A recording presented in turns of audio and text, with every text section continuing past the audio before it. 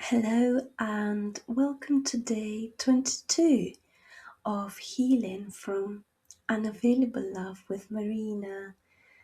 Today we begin the journey back to ourselves and we begin slowly because after hiding the real you for so long, just be yourself can feel almost impossible. Which self? The good child? The high achiever, the easy friend, the reliable employee, the one who never needs too much, the one who learned to smile while disappearing.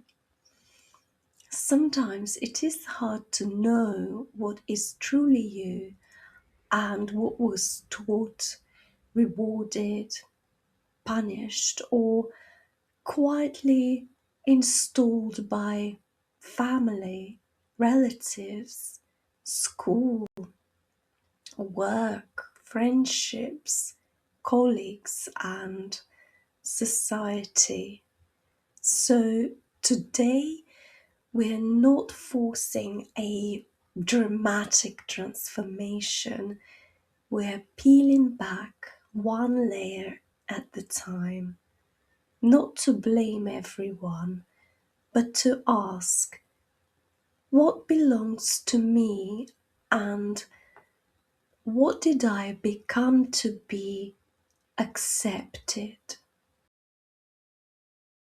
The first layer may be the version of you who learned how to be loved at home. Maybe you were praised for being quiet, helpful, strong, clever, grateful, low maintenance, not too angry, not too emotional, not too curious, not too much. Maybe you learned the family rules without anyone saying them clearly. Do not upset people, do not embarrass us, do not need what nobody knows how to give. Do not outgrow the version of you we understand. And now, in relationships, work, or friendship, you may still be living by those rules, trying to be chosen by being acceptable. Which part of your personality may have started as an instruction for keeping love, peace, or approval? School may have taught you to measure yourself before you learned to know yourself.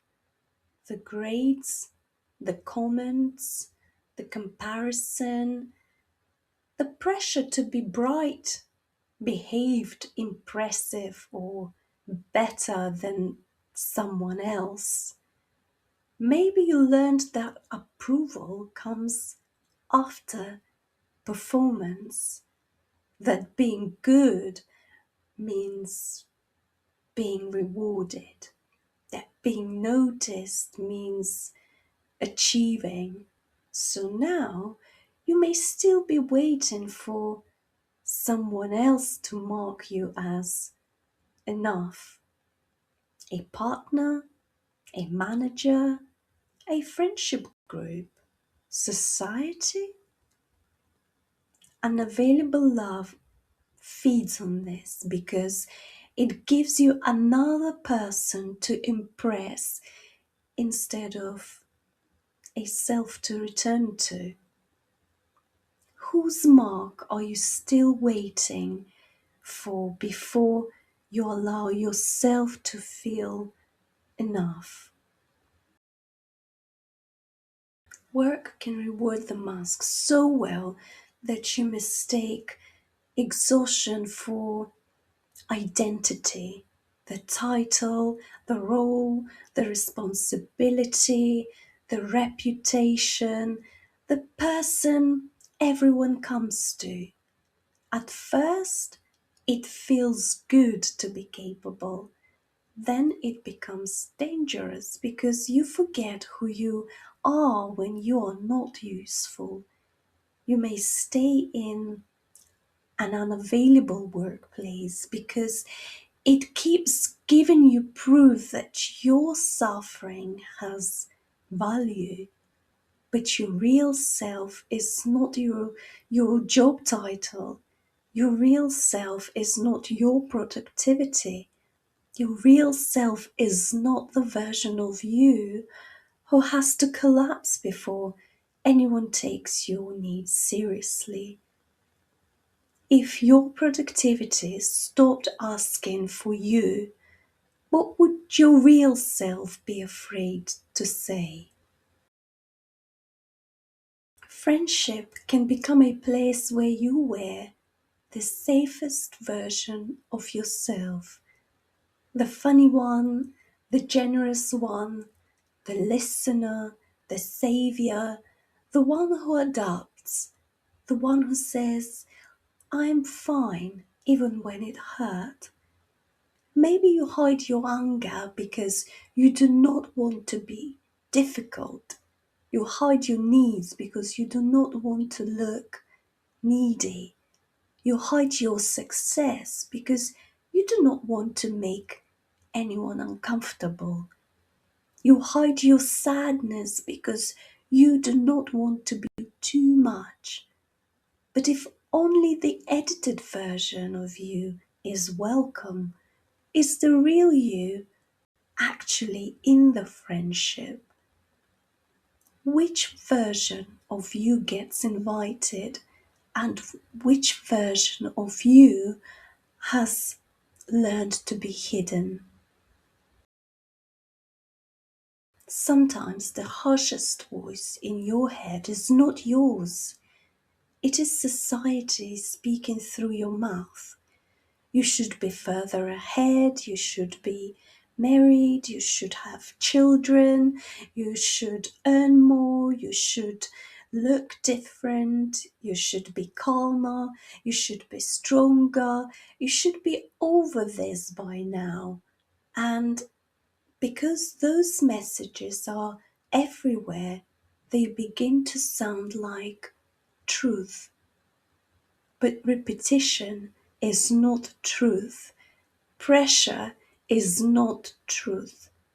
A belief can live inside you for years and still not belong to you. Which sentence do you keep saying to yourself that you never consciously choose to believe? The real you may not arrive as a big revelation. It may arrive as a tiny signal you were trained to ignore. A no in your stomach, a yes that softens your breathing, a preference, a boundary, a quiet pull towards something you cannot explain yet, a feeling of relief when you stop performing. Your authentic self may not be loud at first because it has spent years underneath the rules. In my work, I'm not here to give you a magic pill or tell you who you are. You are doing the work and taking responsibility. I am the facilitator and the guide. We approach the layers gently. We ask why the mask had to exist. We listen for what your subconscious was protecting you from. And as the knot begins to untie, the real you does not have to fight so hard to be heard. If we peeled back one layer today, what would your authentic self ask you to to stop pretending. Today, do not ask the huge question, who am I? Start smaller. Ask, what layer am I wearing today? Who taught me this layer? What did it protect me from? Did it help me survive? And does it still belong to me now? Your authentic self is not gone. It may simply be buried underneath the roles you had to play to be loved, approved of, included, respected, or safe. So today we begin gently, layer by layer, truth by truth, breath by breath. If this series is speaking to something inside you, I gently ask you to subscribe so you don't miss anything important. And I'm sending you so much love and light. In the next video, we continue returning to the authentic self by learning how to hear the truth your body may have known before your mind explained it away. Speak soon.